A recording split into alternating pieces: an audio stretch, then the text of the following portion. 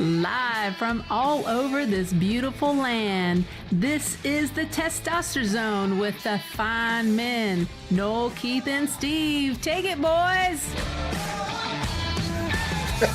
And welcome, everybody, to episode 45. This is Noel. I'm here with my bud, Steve and Keith. Hello, boys. Hello. Second episode of the new year. Here we go. Thanks for joining us for episode 45, and looking forward to a good episode. We're going to start off the episode here by talking about some New Year's resolutions, since it is the beginning of 2019. So hopefully you've had some time to set some meaningful resolutions and make some new goals for yourself, be it weight loss or spending more time with family or whatever that you're trying to do. Hope that you've made some new resolutions for yourself. So, guys, have y'all made your resolutions for 2019? You know, I don't use the word resolution. Okay.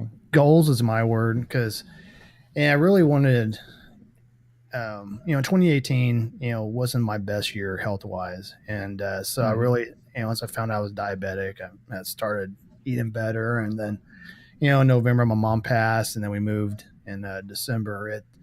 I got off my program. And so my blood sugar got a little out of balance. I've gained about 5 pounds back, and I really wanted to get as close to 200 pounds, and I got down to 210, and started the year at almost 240, and so I want to get down to 200. My goal really is 195, so I got 20 pounds to lose this year. So the way I see it, it's half a pound a week, and so, I have to, get back to what worked for me. And I'll be honest, I got to plan better. I got to anticipate what my meals are going to look like and everything. And so, my wife needs to do the same thing. So it's awesome. We can do it together. And it is cool. That is cool. Yeah. So, Keith, I know you made a pretty big commitment. I did. So, I'm the same way. I kind of saw some, honestly, it was, and Noel and I, we talked about this, you have those moments where you finally look at yourself in the mirror and you're like, who is this person? What in the world am I doing? And that hit me over the Christmas holidays. I saw some pictures of myself that were posted on Facebook, and I'm like, okay, we're done. This is this is not who I am. I know this, and I have not taken care of myself, and this is ridiculous. And so, so I joined a gym this week, and my goal is to lose by summer 25 pounds. And so I'm sure, and Noel, you've really killed it. Mm-hmm. So you're, and you've sent me some of your stuff. I can't wait to hear you talk about kind of what you're doing. But, I'm going to half the portions that I'm taking right now. I'm going to be smarter about what I'm eating and really just make sure that I'm sticking with a decent workout regimen and really going to try to aggressively. My goal also is to go as low as I can, but my stretch goal is 25 pounds by summer, or awesome. I guess my not stretch, but my baseline goal is what I should say. So anyway, but yeah, I'm ready for it. And here we go. So Noel, about you? Well, you got your workout in today, right? Was your first workout? I did. Yeah. Unbelievable. Yeah. My body forgot what some of those muscles were. They're like, what what is this? And so it was, what are you doing to me? What are you doing to me? But it's always the second day where your muscles realize now they're mad. So I'm pretty sure tomorrow is when they're going to be like, what are you doing, dude? Seriously, right. Where is that sofa? So it'll be fun, but you know what? It's kind of, I don't know. Workout pain has always been like a good pain. You know what I mean? It's like, it hurts, but it's like, oh, this hurts, but I was so glad this is hurting again, Yeah. So I'm kind of excited about it. Keith, did you hire a trainer, or are you just doing your own thing right now? Or? For now, I'm doing my own thing. I just, that stuff gets expensive. I'm not, the problem is, you say that, but at the same time, you really should put your resources of where your goals are. And I get that, but I'm just going to try. I'm really going to use this episode or this podcast to kind of help myself stay accountable. So I hope you guys bring it up, and so we can see where I'm at each week. And I know that this is what I need to do. So I really don't feel like I need to have somebody watching me. I just need to stick to it. It's not one of those things where like, I'm going to be cut. No, I need to do it because I want to see my family till I'm old. And so this is where I'm at. So Yeah. That's tough, Good man. for you, man. But Noli, speaking of, you have been killing it. Yeah. And we're not talking about your pie baking, which we'll talk about in a little bit. Yeah, I started. It was November 1st, and I just decided it was one of those things. You just sort of like reach the end, and I think every person has to reach that point where they just say, kind of enough is enough. And for me, November 1st was it. So I'd been doing some kind of thoughts kind of leading up to that day that, hey, maybe I need to start looking for a gym, and I kind of got really serious about it on the 1st, and found a gym that's kind of halfway between my office and my home, so that it's easy for me to stop off on the way there, work out, shower there, and then go to work and stuff. And so went, checked it out. What I saw online, it looked good. Went in and talked to one of the trainers and signed up and signed up for 6 months. So I'm like, all right, I'm here. Let's do this, and kind of knowing the way I am, it's sort of like if once my mind's made up, it's made up and there's no going back. And so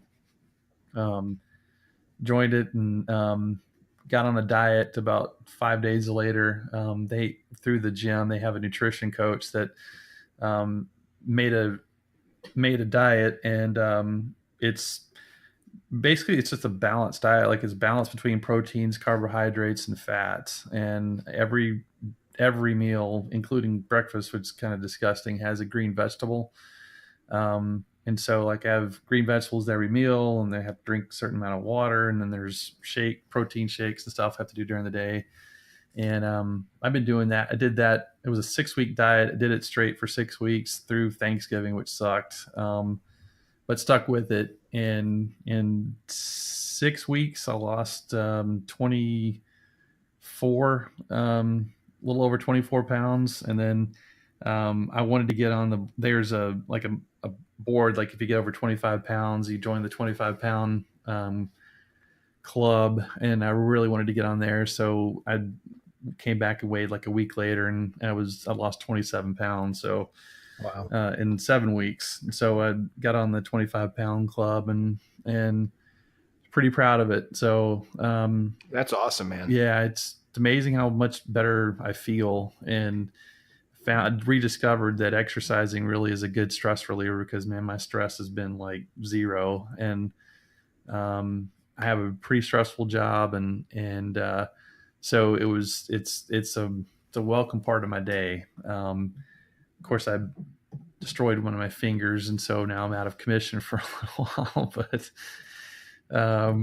But I'm hoping I can get back in soon. But I am sticking with the diet. Haven't changed my diet. So I've been on it for, I guess I'm going on 9 weeks now on the diet. So I don't know what haven't weighed lately, but I can still, my clothes are fitting even better now than they did when I started. So it's been a good journey. I've enjoyed it. I've made a lot of sacrifices, but it's been worth every bit of it. So, yeah, I really knew you were committed whenever you started this before Thanksgiving. And I believe it was either me or Keith asked you if you stopped your diet for a few days because of Thanksgiving, and you didn't. I mean, you kept doing your thing, and as tough as it had to be to watch your family enjoying the traditional meals, you did your thing. And that's when I knew you were not turning away from that.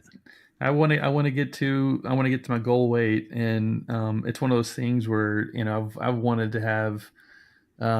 I've been so focused on my job, and my company has really monopolized my time in my mind really for the last 3 or 4 years, and I really haven't paid attention to myself or to my health or anything, and just kind of let things kind of fly by and just kind of get away from me. And I really just kind of made a decision in November that, enough was enough, and I need to start thinking about me again. And funny thing is, it's made me a better business owner, made me a better employee. I mean, it's kind of impacted every aspect of my life. It's my marriage. I mean, everything's been enhanced. So it's been well worth the time and effort and sweat and everything that you put into it. But Yeah, I'd sat there and watched a lot of good food fly right by my face, and I would be lying if I said I wasn't tempted, but I didn't do, I didn't break down or anything, so just stuck with the program. And I even baked some pies for New Year's Eve party we had with some friends, and didn't eat anything I made, which was Is it aggravating. Is it a sadist or a masochist that likes to inflict pain on themselves? That's what you are. I don't know which one it is. Yeah, I don't know. That is. I don't know what that is either, but sick. I think it is. There's definitely some mental illness in there somewhere, but I just decided that it was, not until I get and when I hit my goal weight, I'm going to enjoy those types of things and not be worried about, it putting more weight on me. And,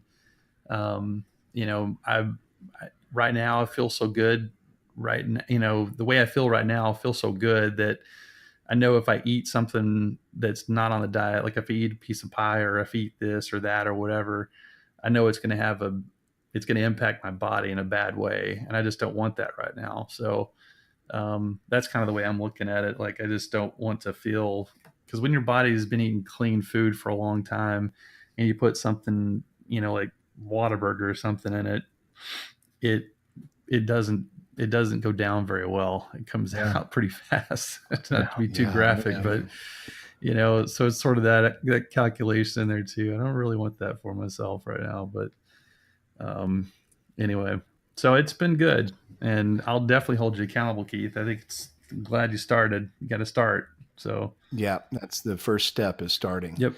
We can't gloss over the fact that you made pies. And right. And not to harass you or anything. I just never knew you to do that. And is that something that you've done before? You decide, hey, I'm going to try that skill again, or you decide, hey, look, I'm going to try it. I've never baked a pie before. I asked for one of my Christmas presents. I asked was for I don't know if y'all ever heard of Cook's Magazine. It's anyway, it's Cook's Magazine. They do it's like like a research and development kind of thing. Like, it's a bunch of chefs that get together and they cook like a dish. Like, they'll cook a roast beef, and they research a lot of different ways to cook it, and then they document their research and how they came to the best cooked roast beef, and they document all this stuff in their cookbooks and stuff. And so I kind of like it because it's sort of it's like, almost, I would say scientific, but it's very detailed in the way that they prepare their food. Mm-hmm. And they had one for pies. Like, one of the books I got has a recipe for a whole bunch of recipes for pies, and these pies are really, really good, and it's very detailed instructions. And so pretty much if you follow it to the T, you're going to make a really good pie. And so I was bored during Christmas break, and I'm a busybody, have to be doing something, otherwise my mind goes crazy places. So I got this new cookbook, and I'm sitting there with time on my hands, and I asked my wife if she wanted me to make her pie, and she said, well, sure. And I said, what do you want? And she said, some pie. She said she wanted a banana cream pie. And so I made her banana cream pie from scratch, like made the crust, made the filling, made the topping, made everything from scratch, like just from ingredients, just off the shelf and stuff. And so it was good. I mean, she said it was amazing. And then so I made a key lime pie, and then I had a whole bunch of leftover dough, and so I made these strawberry cheesecake bite things that I just kind of made up, and everybody liked those. So it was just something to do during the break, and it kept me occupied, kept my mind busy. So, but I enjoyed it. It was fun to do. No doubt earned some brownie points. Oh my gosh, man. Okay. Yeah, there was big time brownie points there. So all good stuff. Yeah.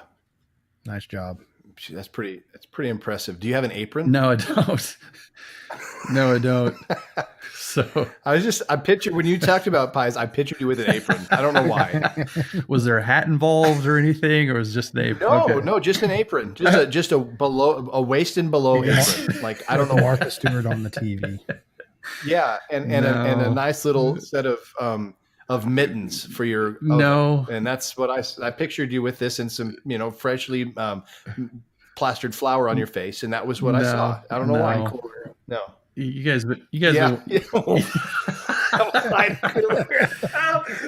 been watching too much Hallmark Channel, man. I think. I do, dude. Oh my gosh, that is a machine. It is, Yeah, dude. I was thumbing through the TV guide the other day, and they're still showing Christmas movies. I'm like, come on, it's time to move on Hallmark Channel.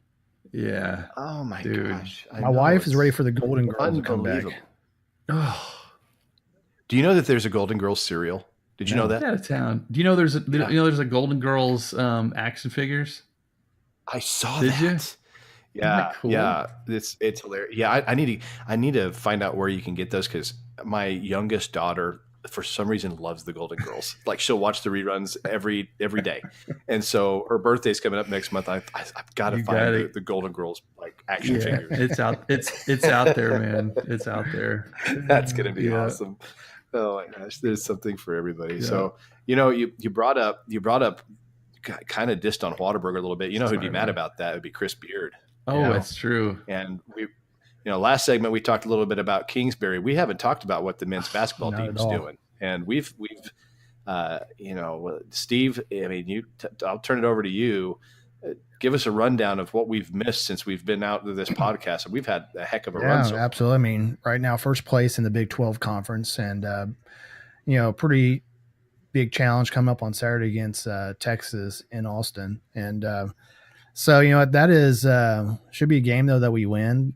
Texas isn't looking great, but I think we were all sort of cautious about our expectations for this team because we loved that they made it to the Elite Eight last year, and we knew we lost some talent off of that team, and wasn't quite sure if Beard had built up enough talent to repeat that. And I guess right now we'll rank number 8 in the nation, and so the guy is barely lost a dude. The guy is a mastermind. It's my biggest fear is that he decides he's ready to move on to bigger pastures. But I know he loves Lubbock, and that was his dream job. So hopefully, this is something that we ride for a long time. But golly, it's the games are fun to watch. I mean, that game against Oklahoma, whatever he says to them during halftime, I'd like to be able to listen in on that so I can motivate my teams that work for me, and because he's got he's got some secret sauce that he serves up during that halftime because they're always the dominant team in the second half. I mean, they almost pulled that out because of their domination second half against Duke, and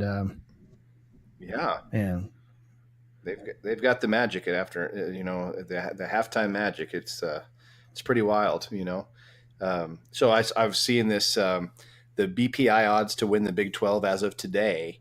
Since the last 3 games, Texas Tech has gone from 48% odds to win the Big 12 3 games ago. Before the Oklahoma game, that we were at 57% odds, and as of today, 66% odds that Texas Tech will win the Big 12. Yeah, Kansas is only 25. Wow. So pretty impressive. Kansas lost their big man for the season. So, that's a huge. That's huge for the rest of the Big 12. The tough thing about this though is I have no disillusions to think that we're not going to lose a Big 12 game. I mean, right?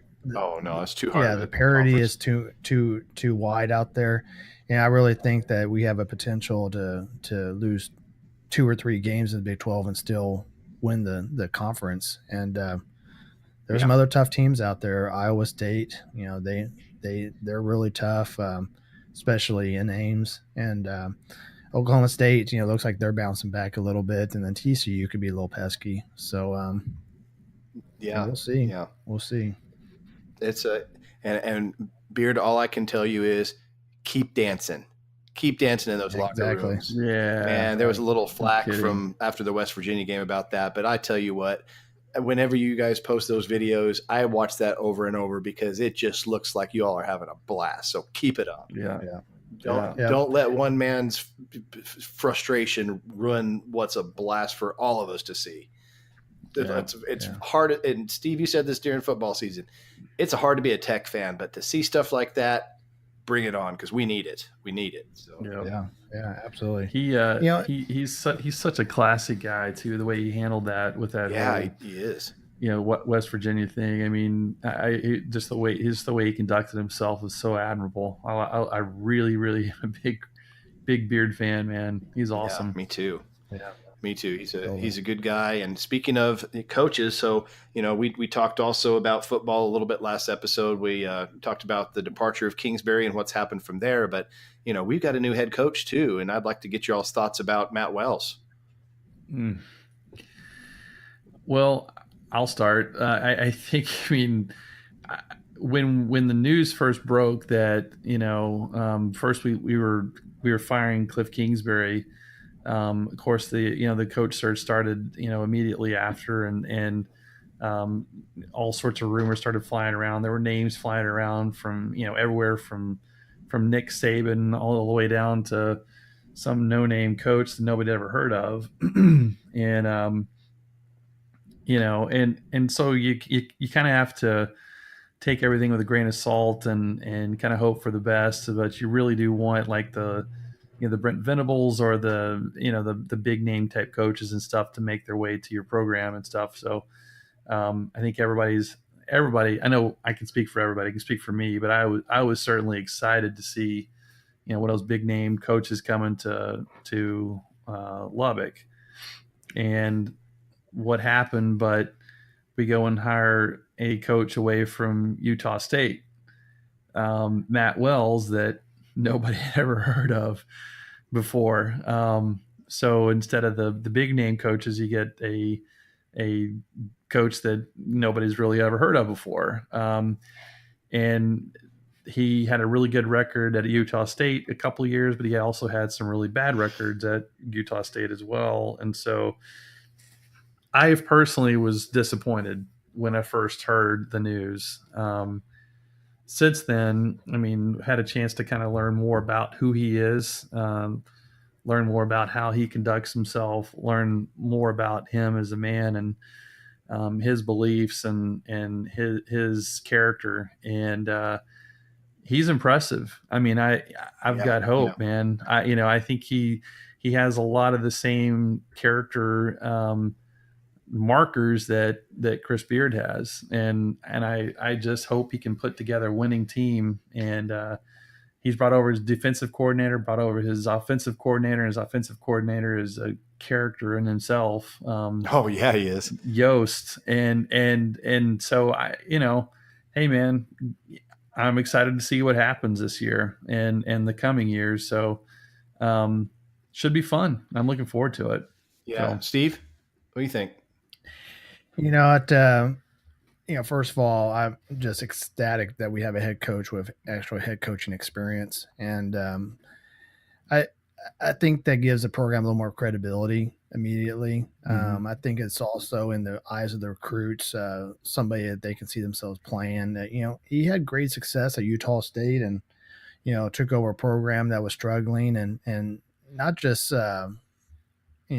on the field success, but had high standards for their classroom standards and had one of the highest graduation rates at Utah State and top 5 in the country. So little things like that, it's you can see that he puts the priorities in the right place, and I think we're going to have a winner. I really do. It's I hope we do. And I hope that he's going to stick around for a while and do great things at Tech because there's a little bit of calculated risk there.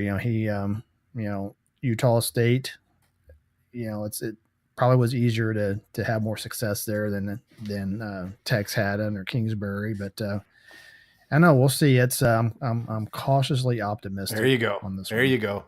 Yes, sir. I think what impressed me most was, when he first came on, a lot of the commits, I guess you could say, kind of removed their commitment to say they were going to go and explore other option.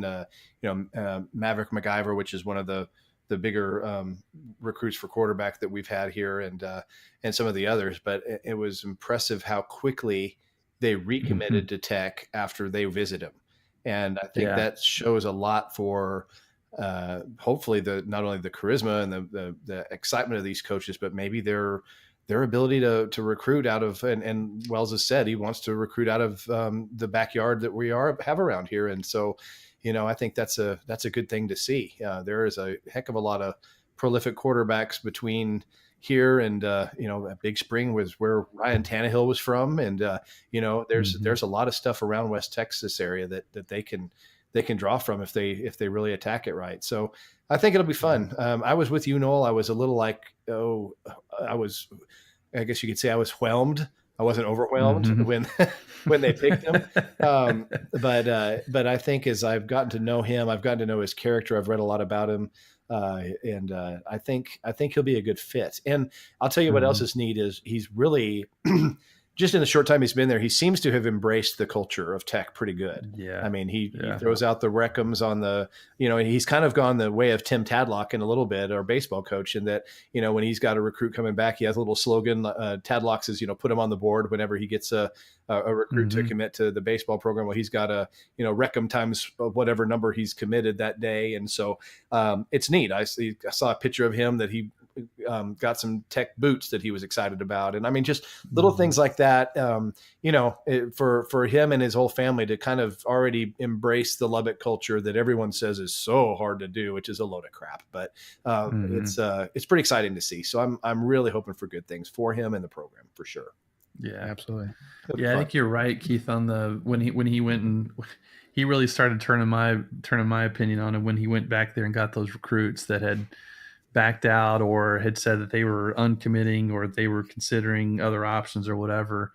And then when they met with him, I thought that spoke volumes about him one-on-one and his ability to recruit and his enthusiasm for the program and stuff. I mean, it was when I was like, hey, wait a second, this guy is for real. So yeah. It's exciting. We'll see how it goes. Yeah, and I mean they show pictures of him looking at the history in the stadium, looking at some of the conference trophies, Southwest Conference trophies, Spike Dykes pictures, and all that. It's cool to see a coach already trying to go, okay, I want to learn about this school as much as I can the first little while I'm here. So they don't have to do that. And I'm proud that he does. So that's really cool. So I'm excited. I think, like you say, Steve, I'm cautiously optimistic. I think it's going to be. Whenever you're transitioning, it's not going to be overnight. It'd be great if it was, but I don't think it'll be an overnight success. But I think if we stick with them and the crowds rally around them, I think we'll be in for some fun. So I really do. Yeah. I mean, that Utah State North Texas game, man, they dismantled North Texas and they did. North Texas coaches were some of the people were disappointed about not getting. And so hopefully that made a statement to some of the alum to say, okay, maybe Kirby knows how to recruit these coaches. I mean, you look at Beard, you look at Tadlock, even the new basketball, the Lady Raiders head coach is doing pretty good so far. And so he knows how to do it. And so I'm going to trust him to do the right thing. I've said this before, Cliff Kingsbury, right decision at the time to try to mend a broken fan base from Tuberville's exit. So I still think, even with all of this that's happened, I still think it was the right decision at the time. And that's my opinion.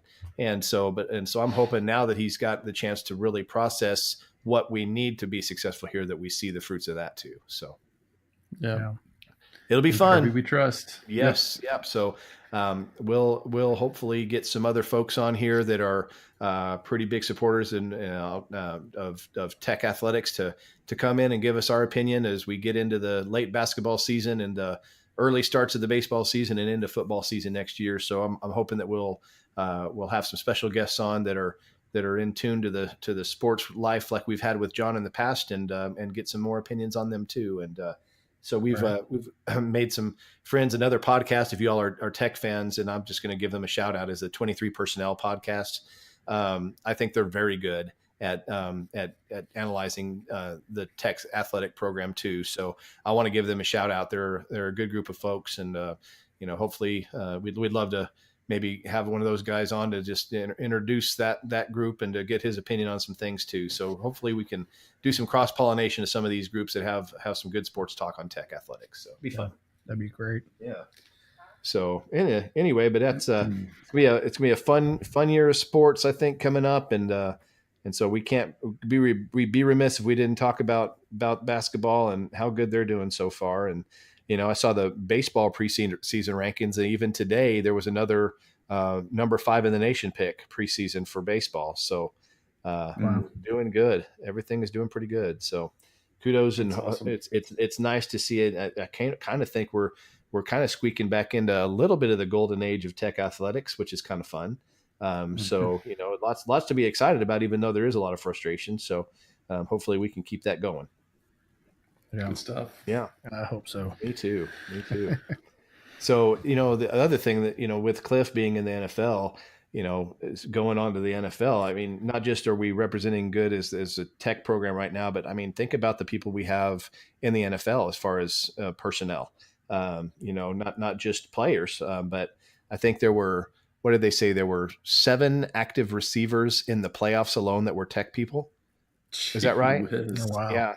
And I had not heard that. I think that's what I heard, was that there were 7 Red Raider receivers active during the playoff season. And so that's impressive. And of course, Mahomes had a very high chance of being MVP this year.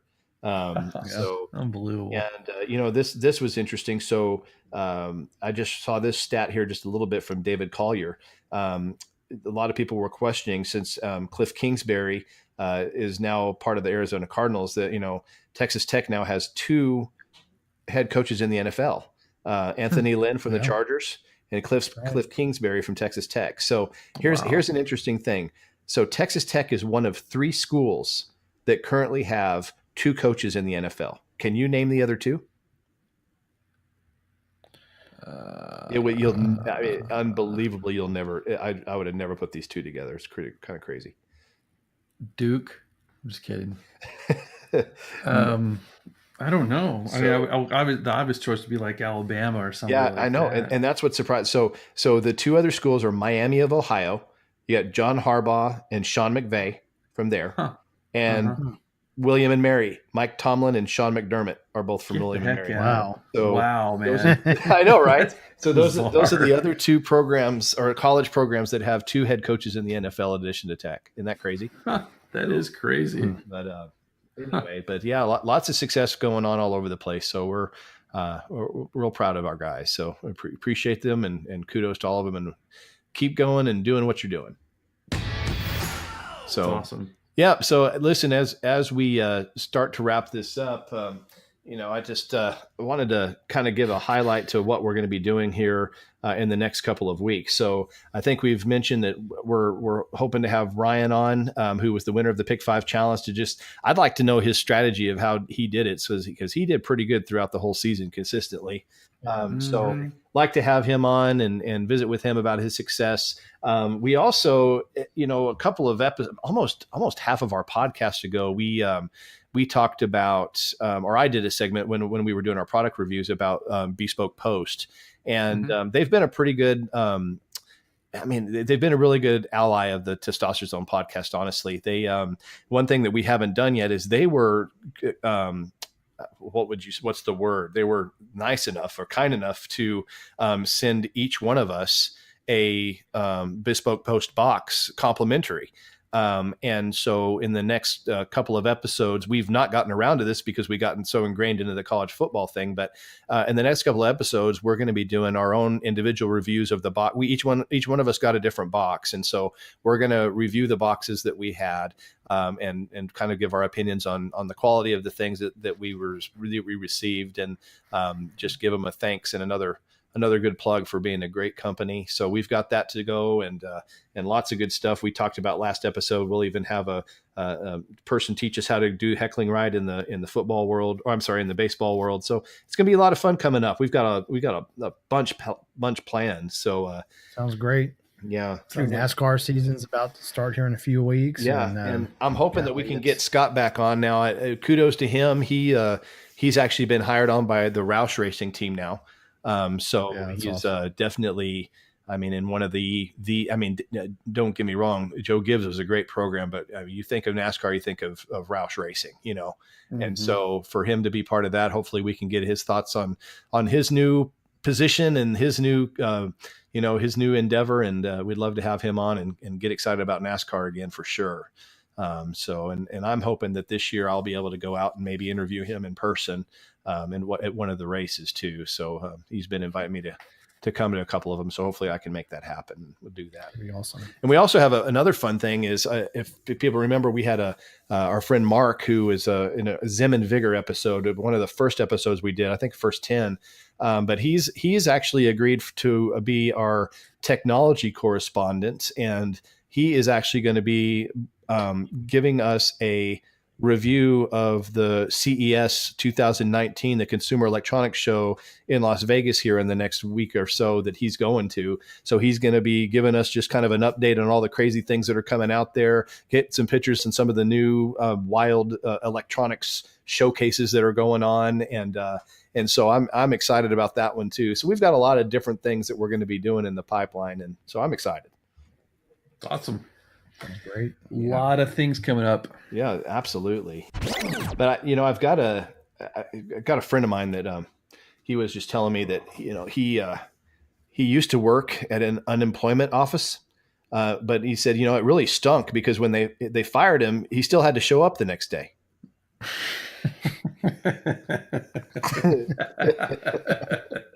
That classic joke. It's awesome. I felt like I'd disappoint you if I didn't go there. You could hear it a mile away. I could tell Noel starting to laugh before I even got into it, man. And it wasn't even about the joke; it was just about the transition. It was. Yeah. I was laughing at the transition. The joke was terrible. The transition. Yeah, the funny part.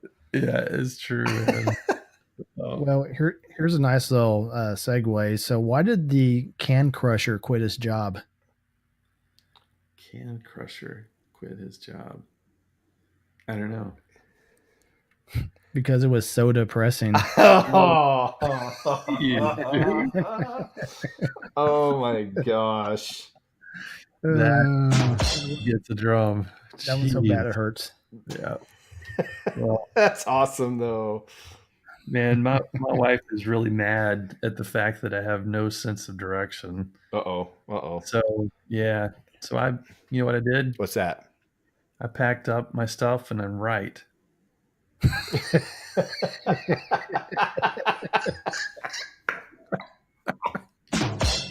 Oh God.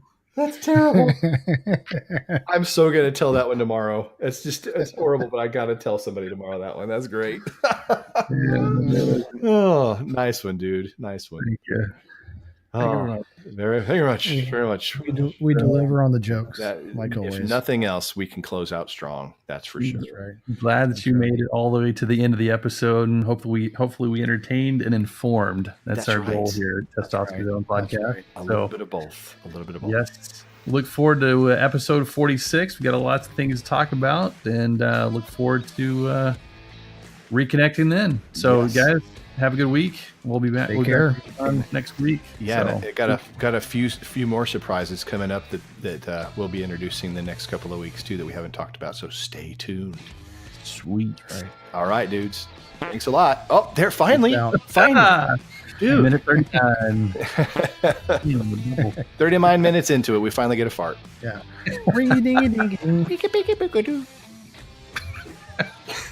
Happy New Year. Yes, and the same to you.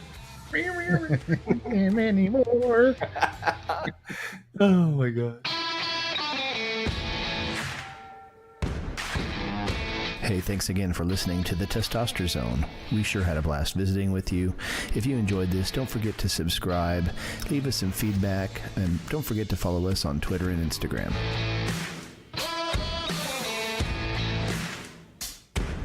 All Testosterone Zone podcast episodes are written and produced by Noel, Keith, and Steve unless otherwise noted.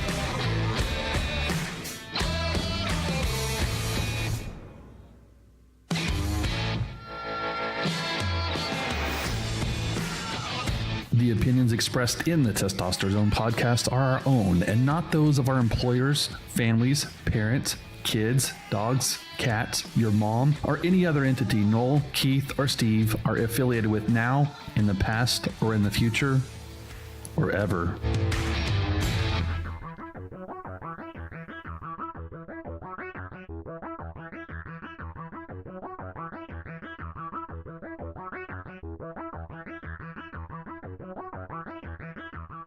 So it's been good, and I'll definitely hold you accountable, Keith. I think I'm glad you started. You got to start. So yeah, that's the first step is starting. Yep. Have you noticed your getting bigger?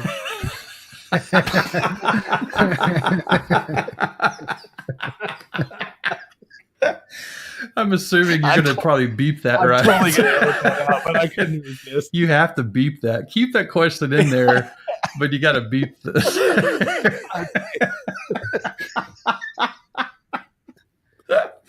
That's freaking hilarious, man. Okay. Oh my God.